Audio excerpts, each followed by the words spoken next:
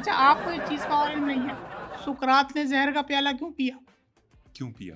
क्योंकि उसको प्यास लग रही थी। तो उसने जहर का प्याला क्यों पिया? उसको पता ही नहीं था।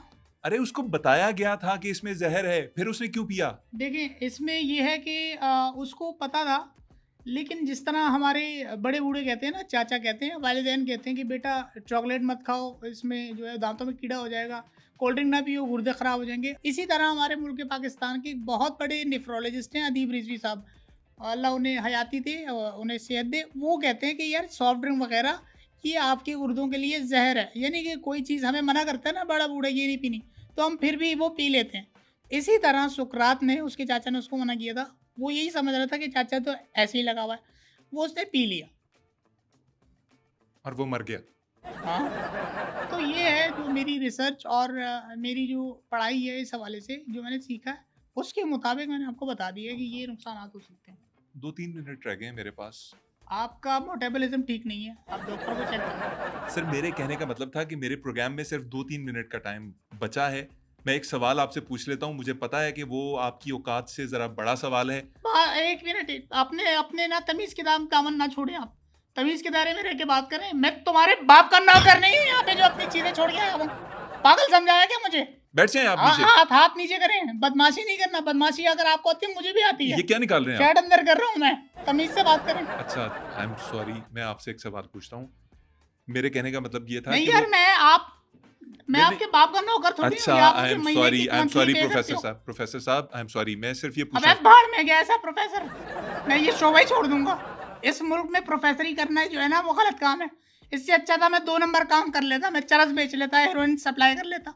मैंने इतनी तालीम हासिल की, मुझे ये सिला मिल रहा है। आई एम सॉरी प्रोफेसर साहब, आई एम रियली सॉरी। मुझे लगा कि आप उस सवाल का जवाब नहीं दे पाएंगे। नहीं, आपने बहुत बुरा किया मेरे साथ।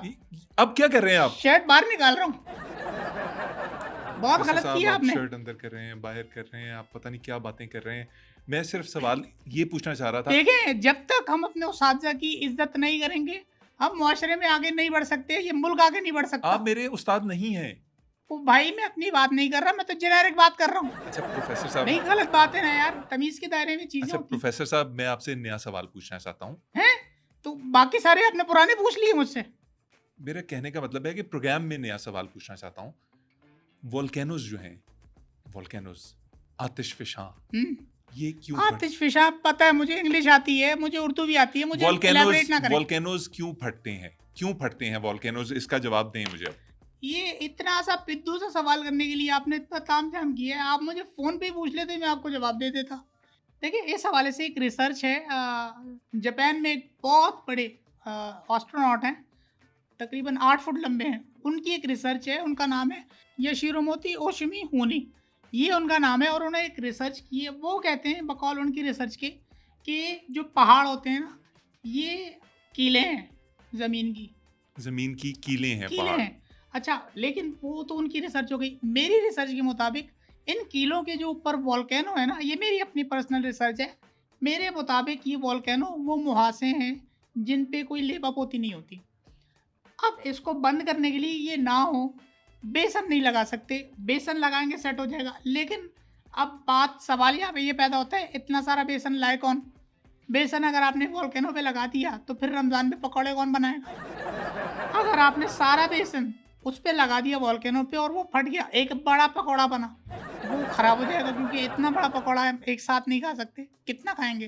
तो ये पहाड़ जो ज़मीन के ऊपर हैं, ये कीले हैं और इसमें इतनी गर्मी होती है ज़मीन के अंदर, ये इस वजह से वॉल्केनो फटते हैं। बस यूँ समझे कि ज़मीन जो है वो हर साल जवानी की दहलीज पार करती है, ये इतनी गर्म हो जाती है अंदर से। ये है इसका जवाब।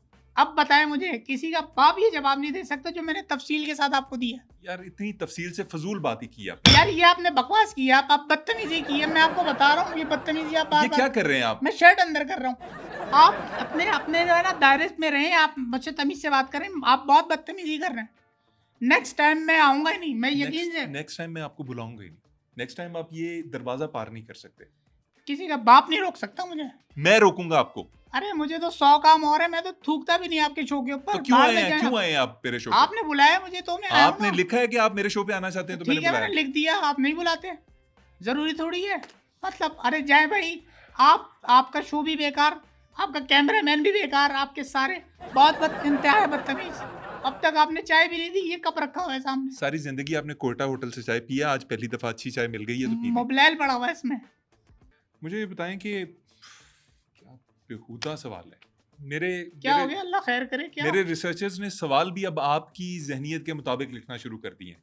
क्या सवाल है? सवाल है जी कि अक्सर देखने में आता है कि नहाते हुए साबुन फिसल जाता है हाथ से। इस केस में क्या करना चाहिए? ये सवाल है आपकी आपकी मंशा के मुताबिक, आपकी सोच के मुताबिक, आपके इल्मो हिकमत के मुताबिक इसका जवाब दें। नहीं, कोई गलत सवाल नहीं। आपके रिसर्चर ने बिल्कुल मेरी मंशा के मुताबिक सवाल लिख के दिया है। और ये देखिए ना, ये होता है जहानत वाला सवाल। आपकी तरह बैठ के वो झक नहीं मार रहे।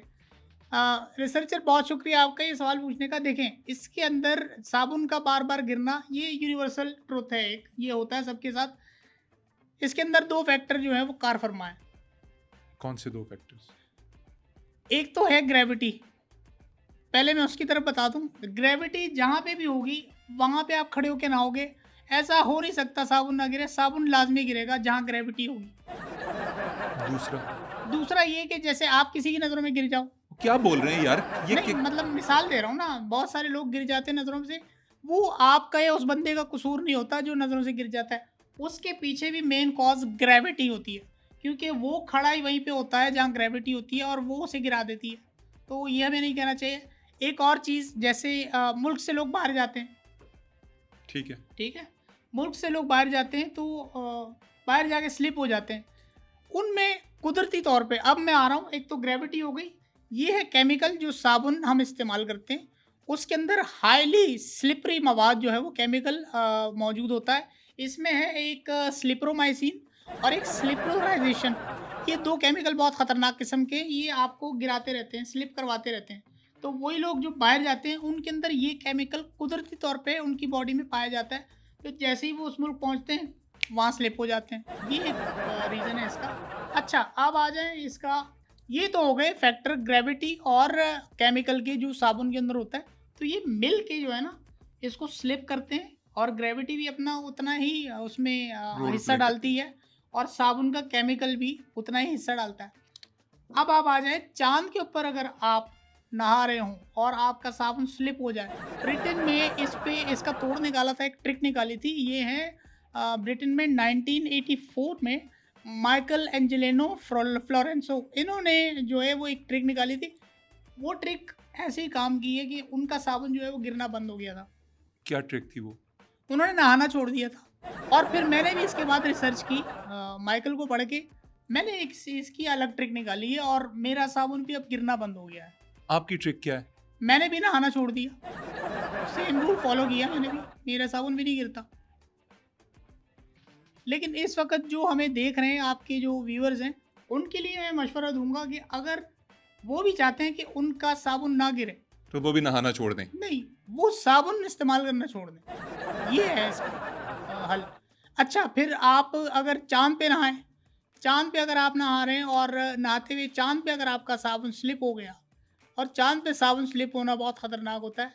जब वो स्लिप होगा, आपको पता है उसकी जो गिरने की रफ्तार है वो माइक्रोन, न्यूरॉन, प्रोटॉन, न्यूरोलॉन, डिक्रॉन की डेफिशिएंसी से 0.5 की इमेजरी के साथ velocity of the earth and the sink of 0.0000338777249 की वेलोसिटी के साथ, इतनी स्पीड के साथ माइक्रो डेफिशिएंसी बायोनिक सोनिक की स्पीड से जाके गिरता है। और वो जो अरसा होता है साबुन का चाँद की सतह पे गिरने का, वो 700 साल ले जाता है। मतलब इतना टाइम लगता है उसके अंदर। तो ये है ग्रेविटी, जिसका मैंने आपको बता दिया। मतलब चाँद पे ग्रेविटी कम है और अगर किसी ने नहाना है और साबुन गिरने का उसे खदशा है तो वो चाँद पे जाके नहा ले। टाइम लगता है उसके अंदर, क्योंकि साबुन अगर चाँद की सतह पे गिरे तो इतना टाइम लेगा जितने मैंने आपको बताए। लेकिन चाँद के साथ एक और मेरी अपनी रिसर्च है, एक बहुत बड़ा प्रॉब्लम है। क्या? चाँद पे आप नहाने निकल मत जाइएगा, क्योंकि चाँद पे पानी नहीं है। ये है तो बड़ा मसला। अभी तक की वाहिद दुरुस्त जो बात आपने की है वो ये है कि चाँद पे पानी नहीं है। और आपको कैसे पता चला? आपने ये रिसर्च कहाँ से कर ली? आपको इतना इल्म कहाँ से आ गया कि चाँद पे पानी नहीं है? देखिए, ये अब आप फिर वही बात कर रहे हैं, ये मेरी इल्म की आप बेइज्जती कर रहे हैं। जितनी मेरी नॉलेज है वो आप मेरे मुंह पे मार रहे हैं, यानी कि आप मुझे मान नहीं रहे। अगर आपको एक उस्ताद के साथ ऐसी ही बदतमीजी करनी थी तो मुझे आप मदु ही ना करते। आप आर्ग्यू कर रहे हो मेरे साथ।